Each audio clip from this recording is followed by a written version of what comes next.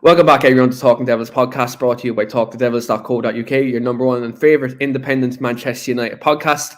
I'm your host, Keane, back here on this lovely Wednesday evening. Who loves the international break? Well, only me.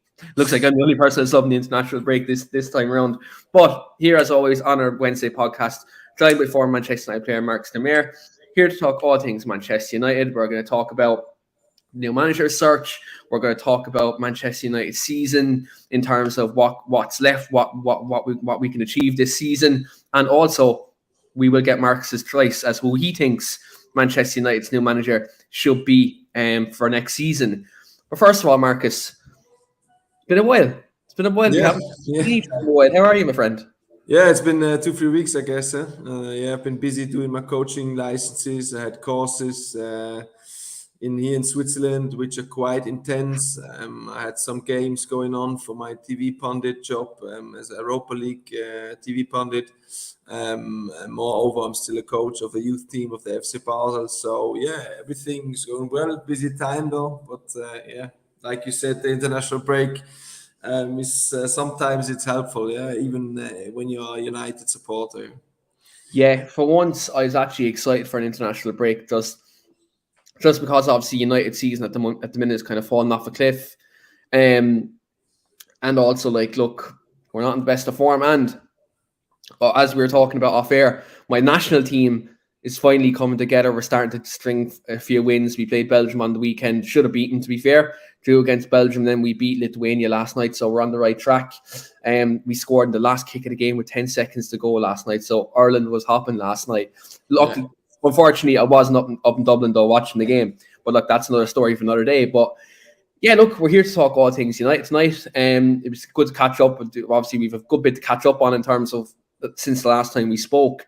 But like, look, I suppose we'll get right into it in terms of the manager kind of situation, Marcus, because it's been in the media the last kind of week or so that Man United are going to be interviewing about 4 or 5 different managers, prospectively looking into next season, and there's all different kind of candidates being linked with the role. We've had kind of Maurizio Pochettino, Erik ten Hag, Erling Haaland, I've seen No, Haaland. that's a player. No, I'm after seeing the comments. Sorry, not Erling Haaland. Sorry, Erik ten Hag, Luis Enrique, and Joey Lopetegui as well, the Spanish manager. When you look at the list of candidates, we're gonna roll down them kind of bit by bit. You look at first of all Maurizio Pochettino. He's been linked with the United job in the last kind of 4, 5, 6 years. And he's been linked every season, even before Solskjaer was the manager. When Josie left, Pochettino seemed to be kind of the number one choice. Obviously, many people in the media are saying he's number one choice for Man United. But a lot of Man United fans at the moment, Marcus, have their doubts about Maurizio Pochettino. When you look at his body of work outside of PSG at Spurs, you look at his body work at Southampton and Espanyol. Yeah. You look at the rebuilding job that's needed at United. Is Maurizio Pochettino a manager for you who would be capable of coming into this football club and kind of helping the reshape of it? I mean, the good thing about him is that he worked for a long time. He worked for Tottenham Hotspurs. That means he knows the English football. Before he worked as a coach for Southampton as well, so he knows what he's doing. He knows the league. He knows a lot of the players. He knows that there's a different approach to the game in English football than it is at the moment, like in France or in other parts. Like he was coaching in Spain as well. It's a different kind of football.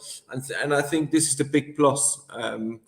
I think the style he wants to play doesn't exactly fit what Ralf Rangnick is looking for, because he's more like the heavy, hard rock and metal football, like with high intense pressing, with intensity football. And Pochettino seems to have a different approach to his coaching style. And I think, therefore, it's not the best choice, in my opinion. But as I said before, he's also a very strong character.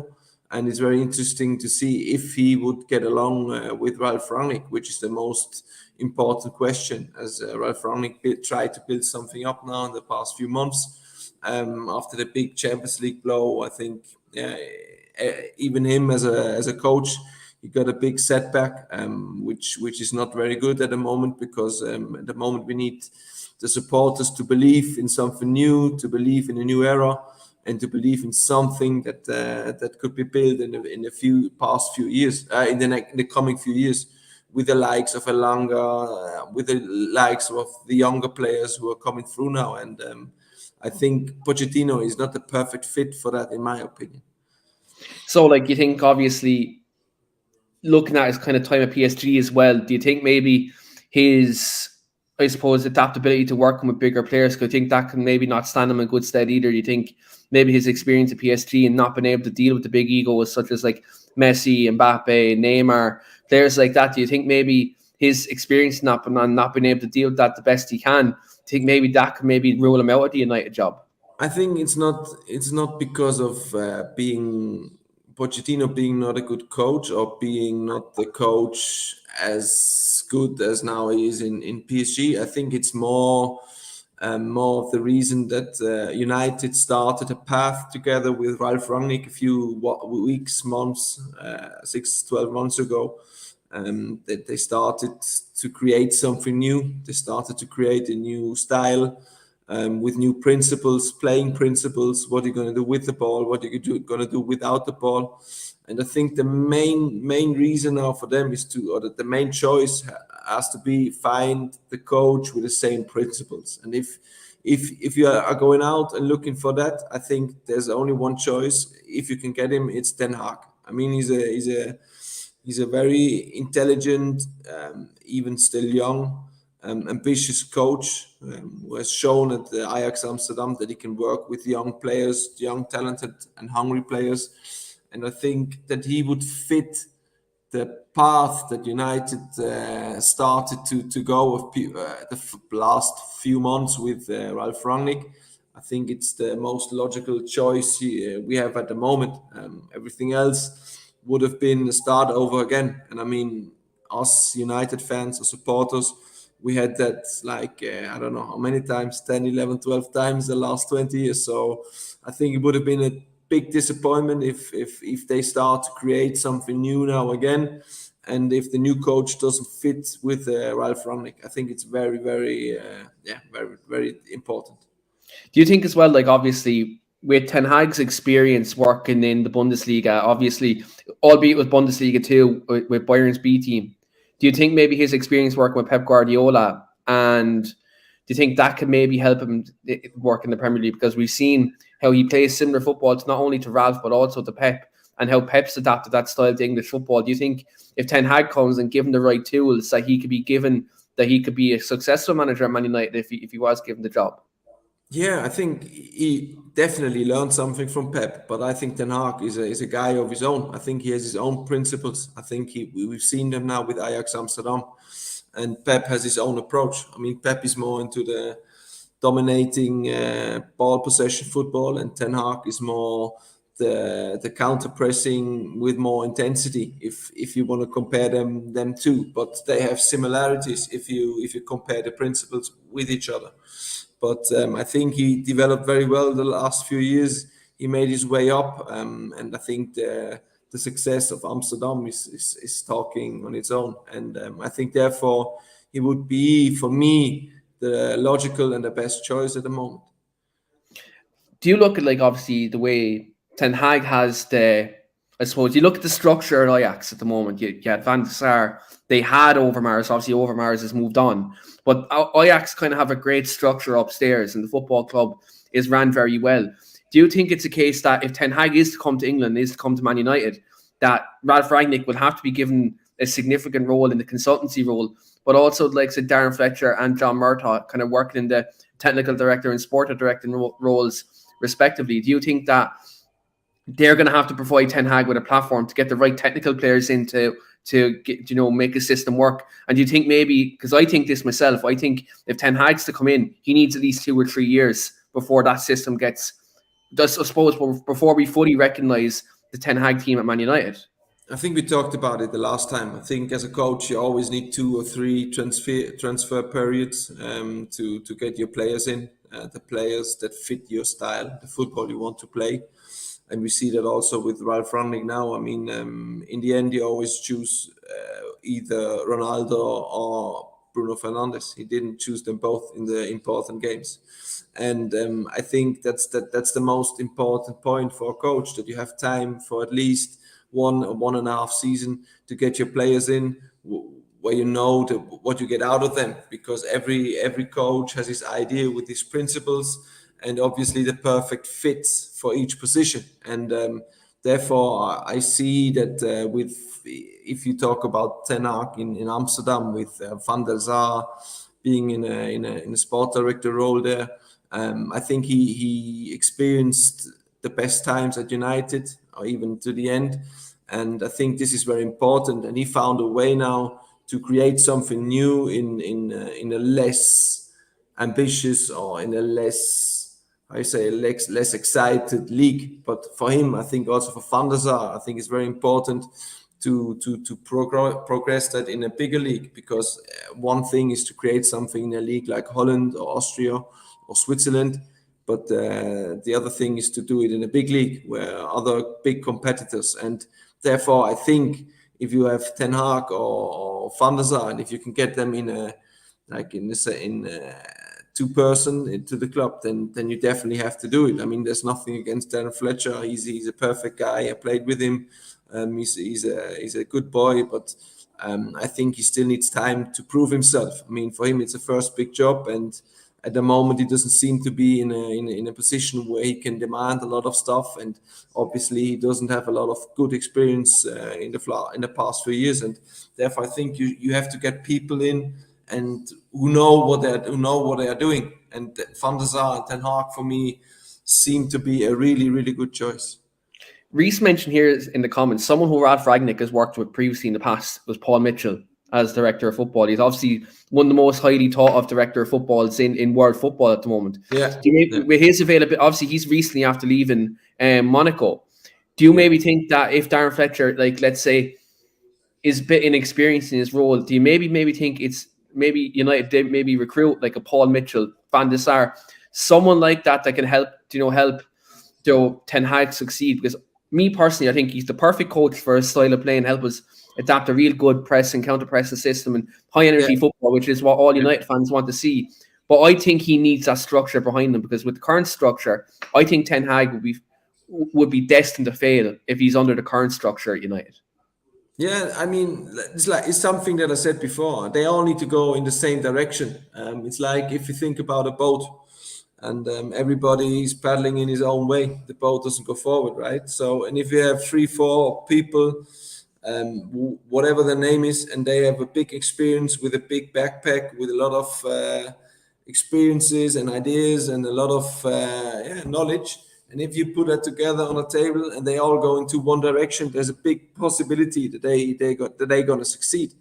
And I mean, at United, you always have great youngsters. You have a good academy. So I think the infrastructure or the structure of the players is there, but you need to have that main plan with the same principles over, like, let's say 2-3 years at least, to build something up. And there was always one problem in the last 2 years, that they always changed the principles. As there was a new coach, he changed his principles to his idea of playing football. And I think this was always the biggest problem, because we always had the feeling that there's a fresh restart. And after 2 years, the coach was out again and there came another one. And I just read this comment that Mourinho said about Paul Pogba and all the players. And in the end, it seemed that he was right. I think it's not up to the players; it's up to the club to have an idea, to have an intention, and to give through the principles. To the coach what they want to see, how they want to work, in which direction you want to go. That was a thing that made Ferguson so successful, because he had a main idea and everybody followed that idea. And in the end, we all went in the same direction. Obviously, not everybody was successful, but it gave you something more over than just being a footballer. It gave you like a life idea and something you can stick to it. And at the moment, this is like the small things that are missing for the United Football Club. I absolutely agree, and I think there's obviously things in the structure that need to be gone right, not just the manager level, but I think at boardroom level as well. We need more football and people on the board. I think it's no secret that there's been for a long time there's a lot of people at the club making decisions at board level who didn't have a footballing background, and we've seen it post Sir Alex how well that's gone. It's not gone well at all. But Yeah. like when you look at like let's say Ten Hag, you said obviously he has a very good resume in terms of playing good football, in terms of his style of play, and obviously his previous experience, obviously working in Germany, but also working in Holland. Do you maybe look at Ten Hag and you look at Man United's youth system? Do you maybe think he could maybe? I know our youth system is doing quite well at the minute at all levels, at under 23 and at 18 level. Do you maybe think that if Ten Hag comes in, he will want influence over the youth system as well in terms of the style of play that they're producing? Because obviously, he's done that at Ajax. Yeah, definitely, because you see that also in the team that he's built up in Ajax the past few years. There's always been young players who made their way through the ranks, and this is something that United made so powerful and so glorious that the last 20, 30 years, because they always gave a chance to the youngsters to put fresh blood in that team. And I think this is vital for a big club like United or any other team like Barcelona. I mean, they do it for a decade and still working. But in the end, you always need to bring it the missing puzzle, like in Barcelona with the front three. They were just buying for a lot of money, but they make the difference now. The football style, the idea, the principles, they remain the same. But now they found the perfect players for Xavi after the second transfer window, and they seem to get going now. And I think this is something United has to see as an example. The coach is always the head or the guy you have in front of your mind when you think about the principles. And the main point for United is now to get along with Ralph Rangnick, the new coach, and the sporting director. And if these three have the same vision and they will be given time for 2-3 transfer periods, I think there's a big possibility that United gonna be back soon to where they were in 2000 and 2001 and 2002. Definitely. I think if he's given the time and the right resources and the right board above him, he definitely can rebuild United, and definitely in a like 3-4 year process. So Yeah. I think if Ten Hag or whoever does come in, I think they need a grace period, because I think there's a Yeah, lot. and I think there will be a different energy in the club. I mean, if we just see the Champions League match against Atletico, it was so disappointing. Not Yeah, from the football point of view, but just from the intensity, from the emotions.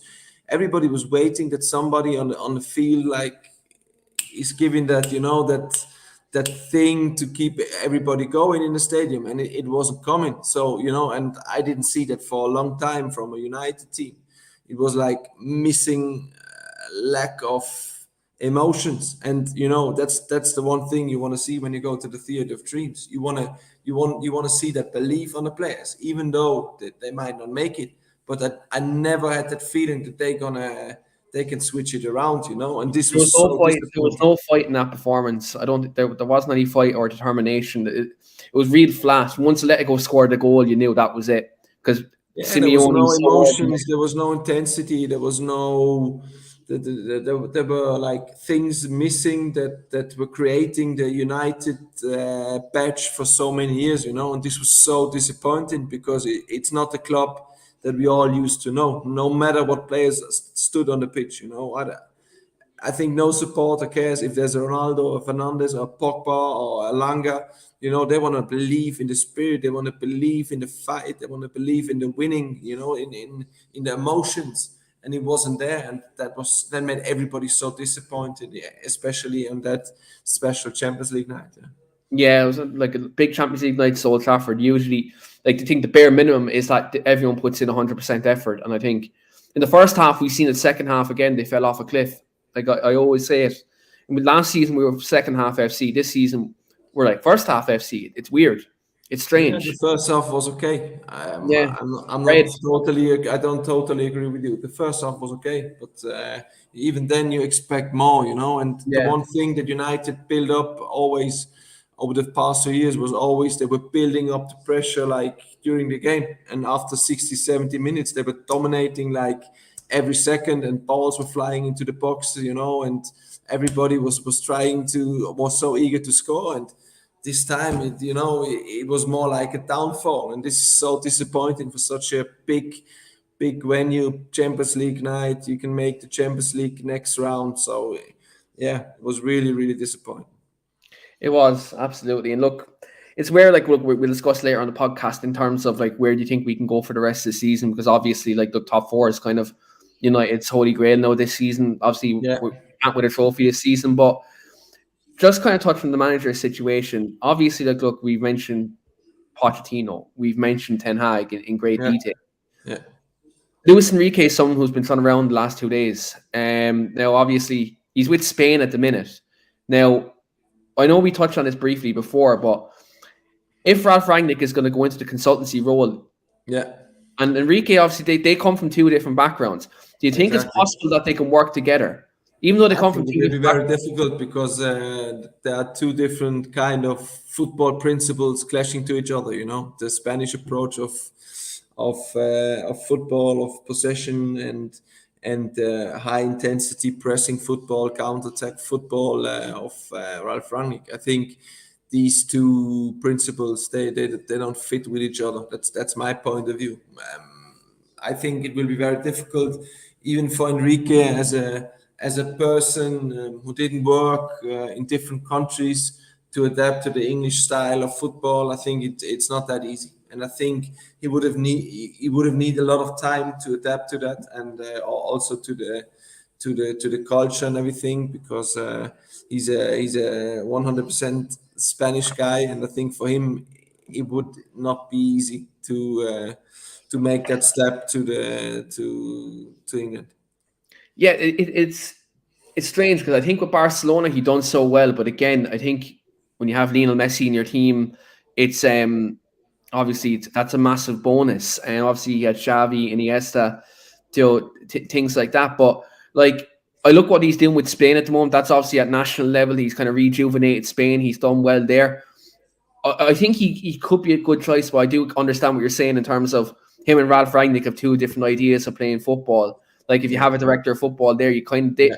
them and the manager need to be kind of be on the same wavelength. And he would need time. If you watch Pep, I mean, he worked in Germany before, which is closer to the English football than the Spanish. And he needed, I think, 1 or 2 seasons. I think his first season he didn't have a great season as a City coach, and he also needed time at City when he arrived in England. And I don't know if Enrique will be given that time to adapt to the English football. I'm not sure. And also, Wayne agrees with you as well. Wayne says here, seems like having Enrique to follow Rangnick contradicts the idea of what we're supposedly trying to build. Absolutely, I think, and Wayne just lets us know it's Wayne Condon, by the way.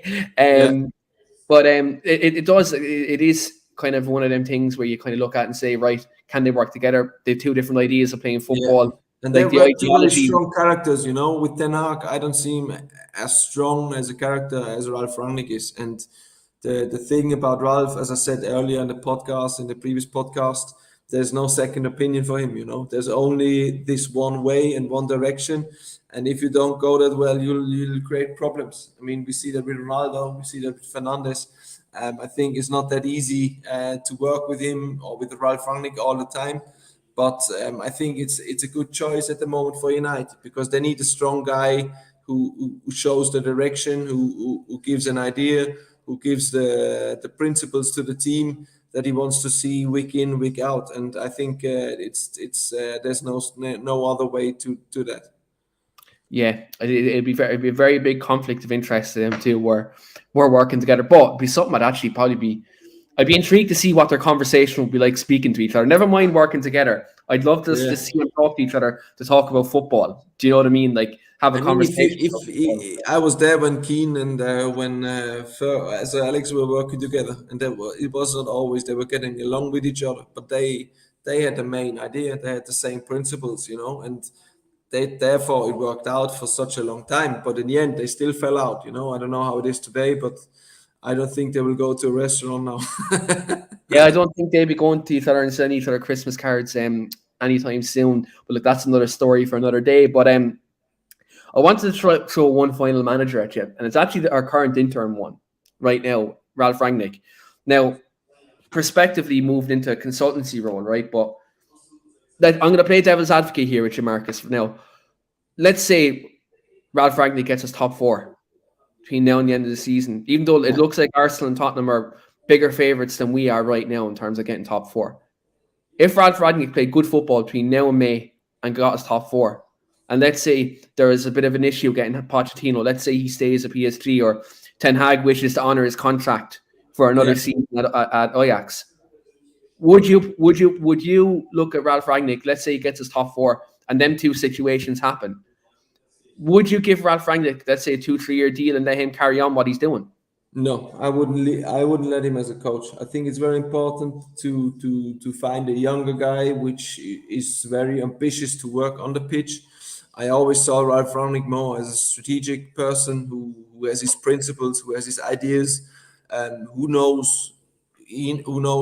where to put all the human beings in the right spot, because it's all also a very very important role. I mean, we had the luck with Manchester United in being Sir Alex Ferguson, the gaffer who did everything for us, for 25, 30, even longer years, and nowadays it's not that common to have that guy anymore. And nowadays all these professions are split into different roles. And if you would ask me for a perfect fit for Ralph Rangnick, I would tell you this strategic role is a perfect fit for him, no matter if we will be third, fourth, sixth, or eighth at the end of the season. Because you need to have that power, you need to have that energy on the pitch, day in, day out. And I don't think he has it anymore. He's very good in a very conceptual way to build things up, to put the persons to the right positions, but to work with the players every day, I don't think he's a perfect fit for us in the next years. Yeah, I think, well, look, from a coaching aspect, I think he's improved us defensively. I think defensively he's made improvements in terms of the shape. I think the shape has been a bit better since he's come in. I definitely would say that. Look, one thing I'd say, Marcus, is let's say if Ten Hag's not available for another year and Ralph is going into the consultancy role anyway, I wouldn't be unhappy if he stayed on for one season while we're waiting for Ten Hag. Yeah, why not? Why not? But they have to find a solution. It needs to be clear, because otherwise we will doing another 10 podcasts and asking who's going to be the next coach in 16 months. And I mean, I say it as a joke, but the situation needs to be clear for the players, for the staff, for the club, for the fans. There need to be a clear idea, and there need to be a clear statement about it, because what you need at the moment is clarity. You need to be very clear about your ideas. Otherwise, you will lose a lot of things. You will lose credibility. You will lose the bonus with Ralph Rangnick being now in that position. You will lose that energy put in. You will lose that movement. I mean, we saw it. We already lost a little bit, because these talks been going on now for the last 2-3 months, because it was clear that at the end of the season he will not be the coach anymore. It was clear. And now you already feel that this energy, this positivity is fading away, even after the Champions League match. And I think it's very important now for United to be clear and to make clear decisions. Yeah, it's very important. I think a decision is made. I think this international break would have been perfect, but again, you look at Ten Hag, he's fighting for a title in Holland at the minute. He probably doesn't want that to be disrupted at the moment, fighting for the title in Holland. Obviously, Pochettino still fighting for a lot in Paris at the minute. Like, obviously, if you look at the Enrique one, he has the World Cup. Obviously, the Sevilla manager as well, he's still fighting for a lot. I think, obviously... I'm not saying it's easy, but, at the end of the day, every job is difficult. Yeah, every job is difficult. Find a good manager, which is appropriate for Manchester United, it's not the hardest job in the world, I think. Yeah, I think, look, it's the hardest job in the world, but one thing I'd say, the attraction is there. Like, just imagine you being the first manager to bring success to Old Trafford after Sir Alex Ferguson. That attraction alone there's no barrier up if you watch the way up, and that's a good thing about getting the coach of Manchester United, because everything is possible if you get the energy of the team, if you get good vibes from the supporters, everything is possible. So Alex showed us. Yeah, you really did. And I'm just saying, like in terms of that, let's say whoever does come in after him, like comes in now this season, and whoever that first manager is going to be, like let's say for their legacy, like if they whoever the first manager is to bring success back to Old Trafford Yeah, post Sir Alex, yeah, that creates their legacy in football forever, being that yeah, first man definitely, post Sir Alex. definitely, I'm with you, definitely. 100%. Marcus, obviously we talked off air just in terms of like the rest of the United season. We mentioned obviously we got knocked out of the Champions League by Atletico Yeah, Madrid. It was men against boys, more or less in that game. Looking at the rest of the season now, United's kind of, I suppose, challenge is getting fourth at the moment. Ideally, that's not where we want to be, but that's where we are at the minute. When you assess where we are and we are in the fight for the top four, do you look at this as unrealistic when you look at the form of Arsenal at the minute and how United haven't been consistent in these last 6 months? Do you look at it and yeah, say like, yeah, especially if you watch the fixtures, I mean, we have to play Liverpool away, we have to play Arsenal away, we're going to play Chelsea, we play at Everton, we're going to play Leicester City then in the weekend. They're not easy fixtures, and the movement or the how you say the moment is going against us at the moment after this Champions League out. The positivity around the club, the positivity around the team is gone, and it's a very tricky situation right now to find that step again, to find it movement again. And I mean, United has a lot of qualities, but at the last few weeks they didn't show us any consistency in results. And as you said, there are other teams right now that seem to be more consistent in results and even in performances. yeah, I think when you look at the form of Arsenal at the minute, I think having no European football has benefited them this season. It's given Arteta a lot of time to work with the younger players and really bed them in. And Yeah, Arsenal are reaping the benefits of that now. Conte is out of Europe as well with Spurs. Kane and Son are back on form. yeah, Like Højbjerg is playing fantastically in midfield. Like you look at the way them two teams are playing well at the moment, and even I know West Ham are still in and around there. West Ham are doing very well under David Moyes as well, and yeah, they're actually being quite consistent as well. I look at them three teams, and then I look at the way we are, and I look at right. We have a certain game. Let's say we've Leicester in the Premier League at Old Trafford. Normally, I'd say, look, we've enough to beat Leicester. I'm unsure how we can win this game going into the weekend, even though their yeah, form is more dodgy than exactly. ours. Exactly, and the team seems to be very fragile. I mean, let's compare it to Chelsea. Chelsea had a really, really bad time, with this Abramovich going on, but Yeah. they've been so good, so consistent. They've been handling all the pressure. I mean, they won the last 4 or 5 games in a row. Even the way they were playing, it was amazing. And I think it's down to the coach, because the coach, he knows what to say, he knows what to do, he sticks to his principles, no matter what's going around the ownership or whatsoever. And United has been missing that stuff for a decade, and that makes it so difficult for us to believe. There's always a short period of 2 3 games where we think, there's something there that I turn the corner and then that could be going, and then there comes a major setback, and we feel like we're starting from zero again, and that's the thing. What I mean, like everything that United been building up the last few years has not been very consistent. It's always been a very fragile thing, and this is also the main point when I watch all these fixtures United has to play. It scares me, to be honest with you, and to have another year or without Champions League football. I mean, this year we had it, but there've been years before when we didn't have it. It's just a shame, with that squad and that quality they have on the pitch. It's very disappointing. 100%. And the Champions League is where United belong, but I always say this, and not even just about United, Marcus, but about any club. Just because you're a big club doesn't mean you have the right to be in the Champions League. You have to earn the right to be in the Champions League.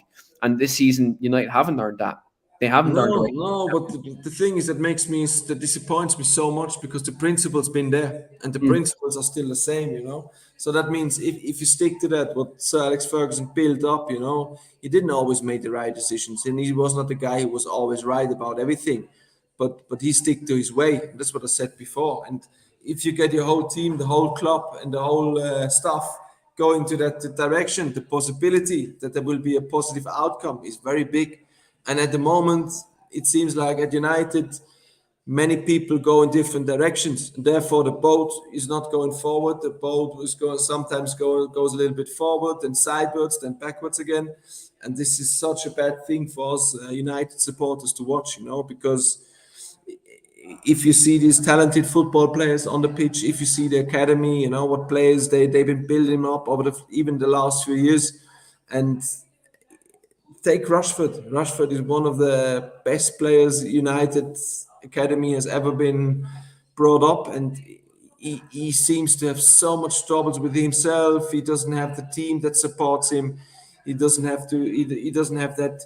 That he has a fragility, you know, that makes a player so uncertain, and it's such a shame to see a player like him in such a bad mood and in such a bad state, you know. Yeah, it's a shame what's happening with Rashford at the minute. I spoke about this on social media a couple of weeks ago in terms of, is the case that Marcus maybe needs like a break because he's taken so much things on in terms of his stuff outside of football. He's really concentrated heavily on that. He's obviously had the injuries, he had the surgeries. Yeah, yeah, Obviously, he had the yeah, incident at the World Cup, not the World Cup, sorry, the Euros last year in terms of missing the penalty. Mentally, how has yeah. that got to him? Like, I think Marcus Rashford has had a hectic 12 to 18 months. I think it's massively hindered his form. Not just because, like, performance on the pitch, but, like, mentally. You can see his body language is so much different Yeah, to but what it you was. know, for me, the biggest difference, like if you watch Rashford now, or if you watch like a Ronaldo, like 20 years ago, the biggest difference is that Rashford doesn't have a stable group of leaders around him. Ronaldo had Yeah, that group of elite players of Keane, Scholesy, you know, like Giggs. They were taking all the how should I say the spotlight on them. yeah, So Cristiano had time to work on himself. He was under the flashlights, you know. He was running under the radar, you know, like nobody. Of course, everybody knew he was there, but he was carrying the whole team on his shoulders, you know.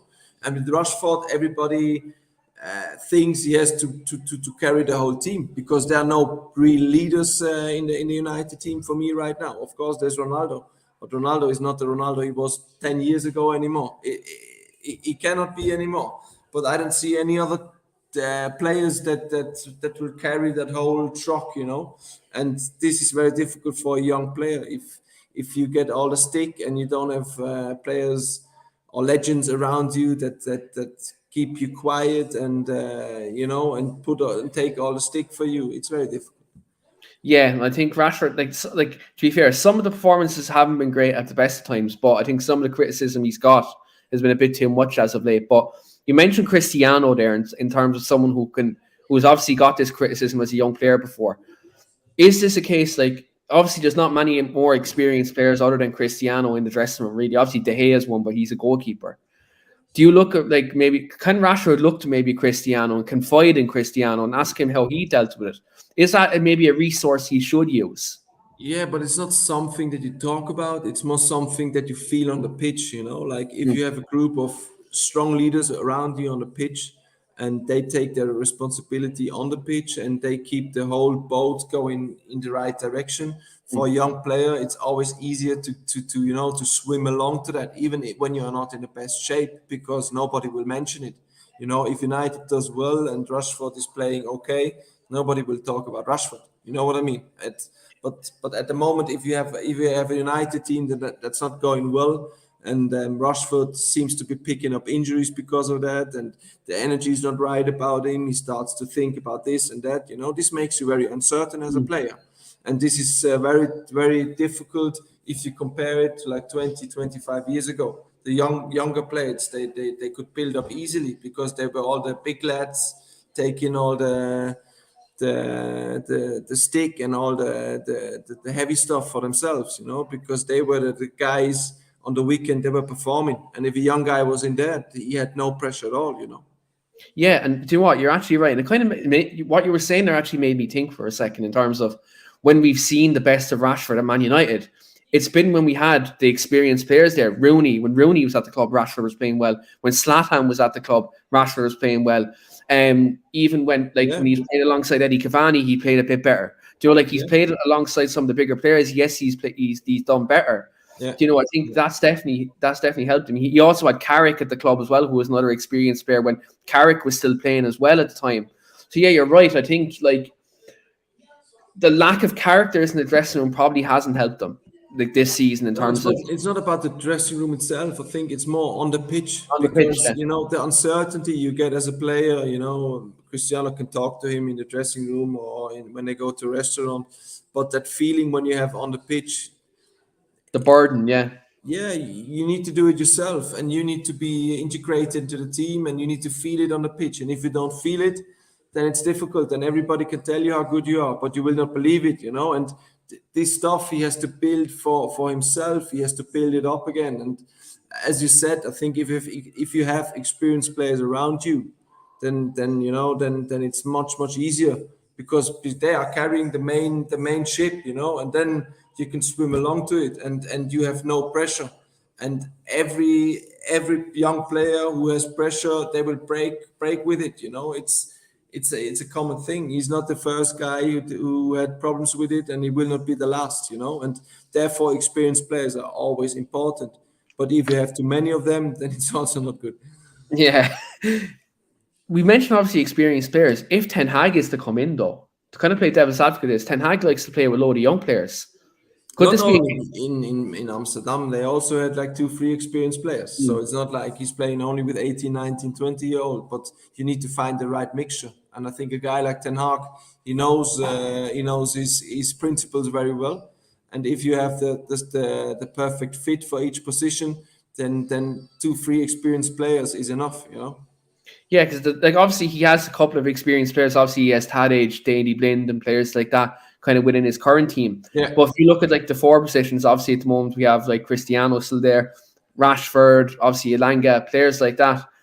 If Ten Hag is to come in, if you look at the forward areas in terms of the strikers and the wing positions, will it be a case, obviously, because he has used players like Anthony and Hakim Ziyech in them positions? Do you maybe think maybe Ten Hag can maybe help Rashford soul search into his game and maybe help improve his game, and then also maybe bring in some maybe more experienced players like the Tadic, obviously not Tadic specifically, but older players who can kind of take that spotlight off him, but also they're of quality too. Yeah, I think the main thing is that if Ten Hag comes in, he has to find out which players can stick to his principles and who is willing to do that. I'm not sure that Ronaldo will do that, because Ronaldo wants to play a different kind of football that suits him. If you watch the kind of football they played at Real Madrid, it was perfect for them. And you see even now in Madrid, when Ronaldo was gone, Benzema was developing into a complete different new player. That's always the thing about playing with a big star, because you always have to play in the shadow of him. And therefore, I'm not sure if Cristiano will still be there after the summer, because United need a clear change, in my point of view. And if Ten Hag thinks he can do it with Ronaldo, then I think it will be very difficult with Fernandes and Pogba and all the other names up there, because if you have too many of them, it's very, very difficult to build something up in a different way that Ralph Rangnick started. Yeah, it's interesting because obviously the way he plays, and I think Pogba, look, we all know he's probably gone at this point, especially all what's after coming out again in this international break. He's more or less probably confirmed to be gone. I think Bruno and Ronaldo can't play together. I know they played well for Portugal last night, but if you look at it over the whole season, we can clearly see they can't strike up. They played a different football last night. If you watch the game, I mean, they had possession for 70 or 75%. I mean, if you play a game against Chelsea or Arsenal whatever, take a random Premier League club, they will not have 70 or 75% of possession, and they want to play a high intensity football, and therefore others need to run for Ronaldo, and that makes it very difficult. Maybe, like I said before on other podcasts, maybe it's possible to have one player of this kind, but two at the moment, I don't see it in English football. It's impossible. Even not even so much English football. If you look at the problems PSG are having with having Mbappe, Yeah, Neymar, you and have three of them. Messi up It's front. very difficult. They have three players up front who don't run, and like you're seeing the problems they're having in midfield. We've seen in Champions League against Madrid how that can happen. I think you're absolutely right. In modern football, you can't have any bystanders. You need players who work hard, not Yeah, only on the ball but off exactly, the ball as well. exactly. You need both sides of the game, or even four sides of the game, like with the transition, offensive, defensive, and the other way around.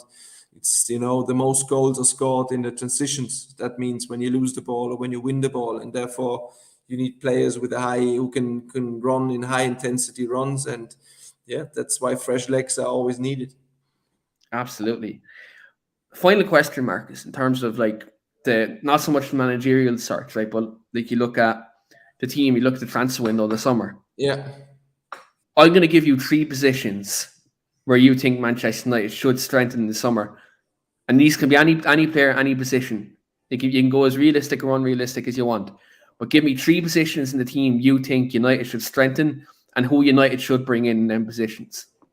I think So the center of the park, center midfield. I think this is always the heart of the team, and United was always known for that toughness and that creativity. That with Keane's goals, even Giggs in his older days, they had that, and they were dominating the middle of the park, and that made it easier for all the positions around them. And I think they are lacking a lot of experience and talent at the moment. I mean, Pogba is a different kind of player. McTominay is quite young. Fred, I mean, you cannot compare them to the big ones. They have good abilities and they are good players. But if you talk about high standard football, I think you need other players that stick better to your principles. and let's say central midfield, you mentioned that there. Who in world football right now would you think would be an ideal candidate to come into that midfield and make them a major improvement? It depends on the coach. It depends on the coach what kind of football they want to play. It depends what principles he wants to see on and off the ball. It's not always easy to say fantasy football names because first of all it's unrealistic, and secondly, yeah, you need a clear idea. That's what I said before. And United has been lacking that for the last 10 or 15 years. They've been doing the fantasy football thing. They always were going for the big names, and they didn't fit together. And therefore, I think it's more important to believe in smaller names, but into the principles, into the abilities they have, into the mental side they have. I think this is much more important than statistics. 100%, a player that fits the system rather than the name and the price tag. I absolutely agree. I think at the moment, you look at the way Liverpool and City recruit. They recruit for the system, not for the shirt sales. Do you know what I mean? Exactly, and that's what United has to do in the past, in the next few years, and also look into the academy, because the academy is still one of the best in England, and you need to make it much more easier for the young lads to make that step into the first team. But therefore, you need quality from the experienced players.